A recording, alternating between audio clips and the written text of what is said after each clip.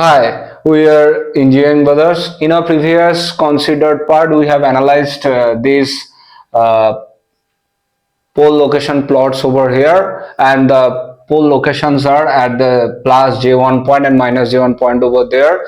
And after that, we have followed all those crucial steps over there. And after that, we are having our CT waveform over here, and we have realized that for this type of system, if any type of system that do have the pole location at our plus j1 point and minus j1 point over there, and quite naturally the stability statement will be the marginally stable over here. Now let us move towards our next system over there. So I should erase all those parts over there and do follow the same procedure over here, which is quite naturally the simplest one over here. And I do realize that after my explanation, you do totally understand all those considered points over there. So the proper understanding the each and every words are very essential. And how do you go for that considered part? To follow our engineering brother classes. That is the only way you can totally understand any type of concepts over here. Now let us move on towards this system over there, and quite naturally this one will be our 1, this one will be our minus 1. Okay, and according to our S-plane analogy over here, how do you indicate this sign over there? At the plus G1 over here, there are two poles that are situated at the same plot over here or same point over here. And for our minus 1 as well, the two poles are placed on the axis of j omega, but here the double pole is considered over here. There are two type of considered part. One is the simple pole. Simple pole, that means that there are the only one plot that are available over there. And if there is double pole over there, if there is double poles are there, then at that same point the two poles are present at the same point over there. That is the consideration of our double pole over here, and that is the sign of our double pole over here. Now let us just consider our transfer function for this given system over here. According to our S-plane, we do realize that the point will be, the first double point will be at our plus G1 point, and the second double pole will be minus j1 point over there. So these are our two poles that are situated over there. Now according to our transfer function analogy, we are having Cs divided by Rs, that actually do give us the transfer function analogy over here. And the location of the pole will be situated at the denominator over here. That is why I have written 1 divided by this one.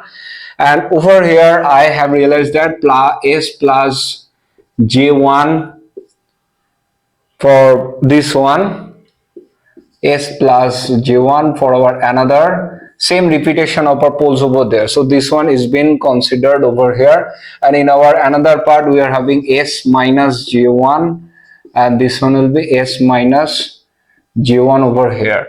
Now let us just consider, or let us confirm our plotting points for our poles over here. If you just do consider all those multiplication or all the denominator, that will be equal to 0. Ultimately we are having S plus J1, that will be 0, and ultimately the location of our pole on that S plane will be S1 is equal to minus of J1 over here, which is one pole over here. Similarly for our next pole, we are having S plus J1 for this one is equal to 0, and the solution for that given pole will be S2 is equal to minus of J1 over here. Similarly for our next two pole position over there, which is S minus J1, which is equal to 0, that implies that, or that actually gives us the next pole location for our S plane over here, which is quite naturally S2 is equal to plus of J1 over here. And similarly for our next one, we are having S minus J1, that is equal to 0, and the S4 point, or that last recognized pole for our S plane will be our, quite naturally once again, plus of J1 over here. So plus J1 actually indicating these two poles point over there. The minus J1 minus J1 actually indicating this one over there. Now this is the overall transfer function over here, and we do require to further simplify over here. And how do you consider that simplification over here? That I am just going to show you over here. Once again, if you just do take 1 plus and 1 minus factor over here, which is, I can write this factor as s plus j1, s minus j1 over there, and I can take s plus j1 and s minus j1 over here. Once again, I can rearrange the denominator portion over here, and once again, if you just do follow the considered point as a plus b into a minus b over here, quite naturally the formulation will be a square minus b square over here. Similarly, for our given analogy, we are having s plus j1, s minus j1 over here, and once again s square minus j1 squared over here. And according to our previous analogy, we can say that j square, the value for our j will be our square root of minus 1. If you just square over here or do square on both sides, we are having j square is equal to minus 1, and quite naturally the expression for this one will be s square plus 1 square over here. Now this one will be s square plus 1 square, and this one will be s square plus 1 square. Now what seems to be our final equations over here, or final expressions over here? Let us write down over here. Quite naturally, the value for this one seems to be our 1 divided by our s square plus 1 squared. This one will be s squared plus 1 squared. Okay, and quite frankly, 1 square will be 1 and 1 square will be 1, the same one over there. And if you just do multiply these two factors, we are having, this is our considered analogy over here, which is 1 divided by s square plus 1 squared over here. So this is the CS by RS considered part over here, and I have shown you all the steps over here. And these steps are always very vital for your analogy over here. Do try to understand in detailed format over here. That will actually give you more confidence in your given subjects over here. That is why I have shown you, I have started from this S plot plane over there, and how to transform that into a transfer function over there. I have shown you over here, and once again we are having this one. Now I can write that as we have shown you this part over here. I'm just going to erase our middle part for our considered analogy over here. Finally, we're having, this is our final expression over here, which is CS by RS, which is quite naturally 1 divided by our S square plus 1 square. Okay, ultimately CS by RS that actually give us 1 divided by our S squared plus 1 squared over here. This is our S format over here. Now once again, if you just do apply the impulse response as our input for this given system over here, once again let us just consider RS is equal to 1. If you just do consider the impulse response over here, quite naturally the CS will be our 1 divided by our S squared plus 1 squared. And once again at the last step, if you just do apply the inverse Laplace on this given expression over here,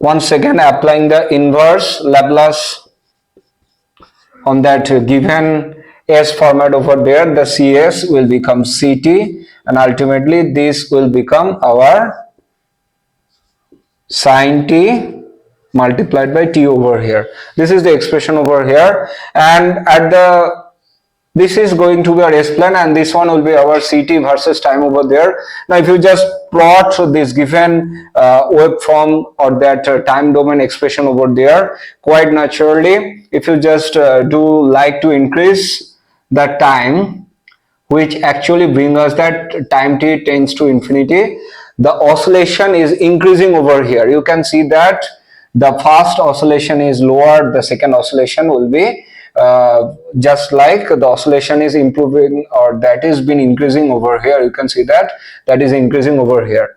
Now quite naturally that is going towards our infinity. Why? Because we cannot get any value from this oscillation over there, as that is keep on increasing over there.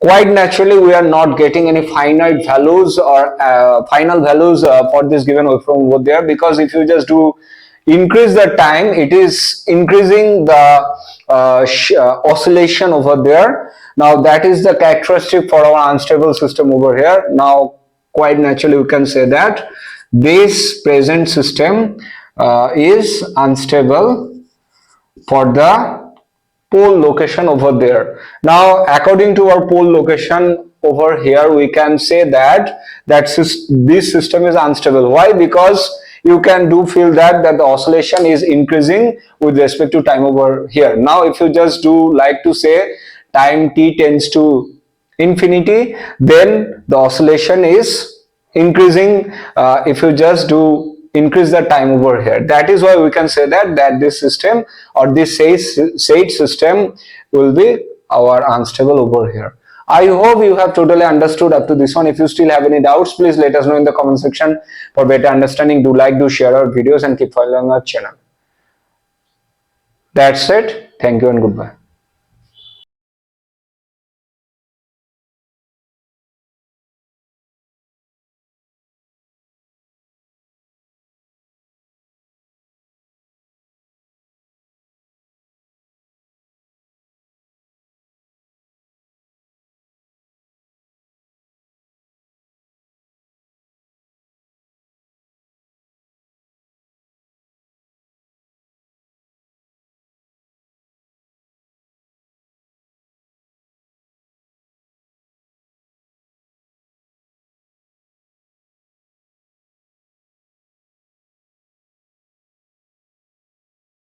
If you like my video, so what are you waiting for?